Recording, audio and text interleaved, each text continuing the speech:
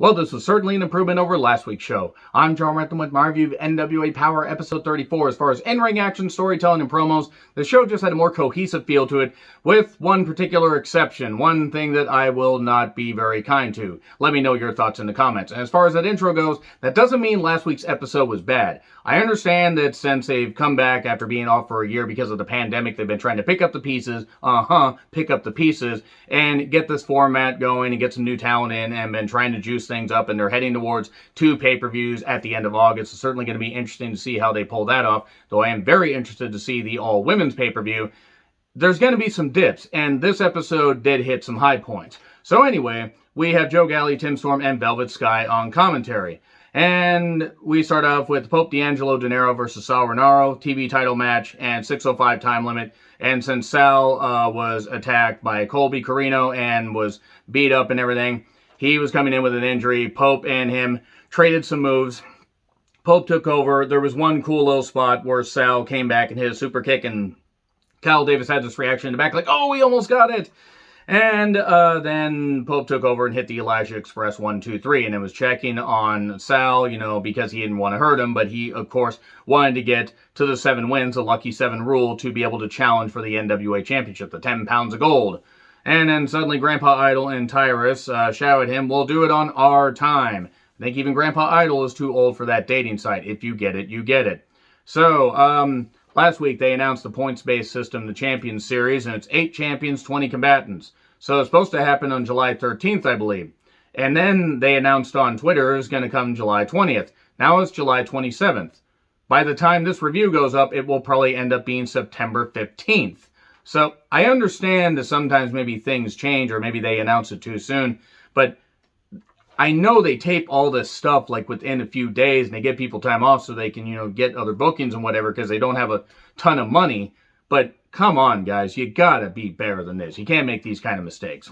So then we come back to Grandpa Idol babbling on forever and ever, forever and a day, that's never, when he could have just said, hey, Pope's got to get to the Lucky 7 rule and he's got one more match. Who's he gonna face? He's gonna face Tyrus.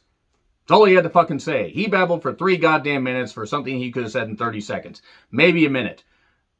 And I'm gonna keep calling him Grandpa Idol because he is the definition of old man yells at cloud. And there's nothing wrong with using people that, have a name in territorial wrestling. But seriously, Austin Idol is not needed on NWA programming. And Tyrus isn't needed. He's not conditioned to do anything except just stand there. He's wiped out just doing his intro and just doing his entrance. This whole thing just isn't working for me. You have to work with what you have, but seriously, there are better people to sign than Tyrus. So anyway, we then get to Thunder Rosa and Skye Blue versus Serena Deeb and Kylie Ray. Now, I was interested to see how this was going to, how they were going to pull this off, because Thunder Rosa and Serena Deeb, 2 of the best women's wrestlers in the world. Kylie Ray, I will say, as far as like her being, like face, heel, whatever, she can work it, and Skye Blue has potential. She's obviously in the beginning of her career, but she has potential.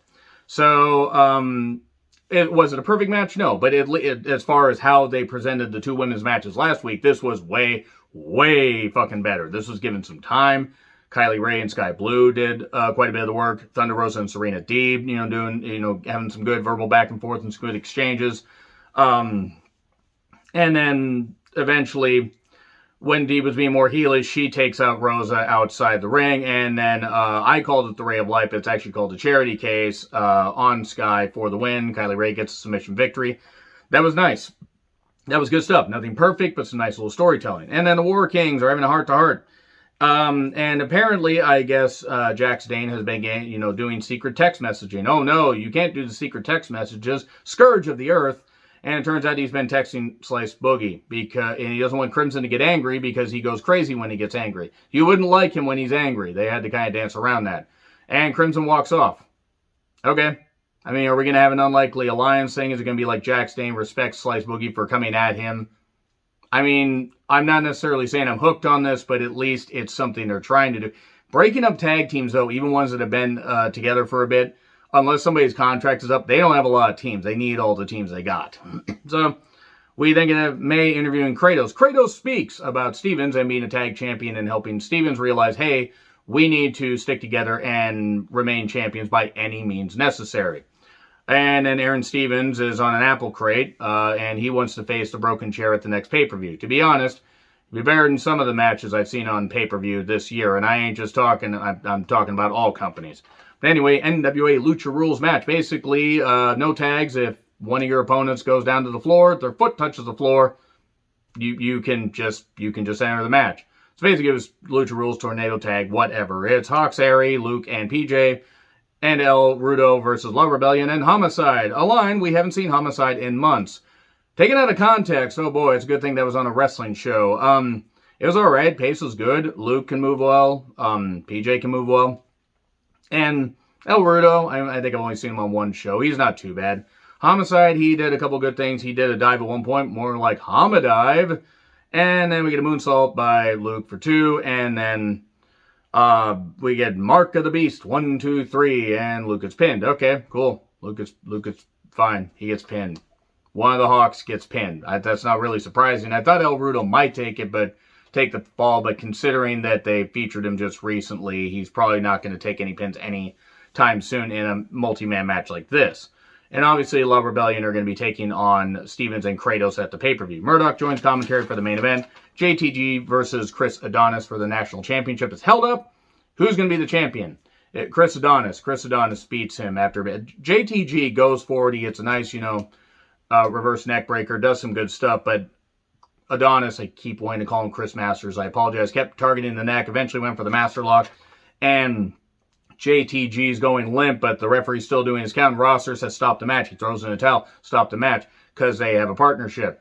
And he says, I had to do it. That's my boy. Murdoch's questioning him. Rosser defends his actions, and that's your hook for the end.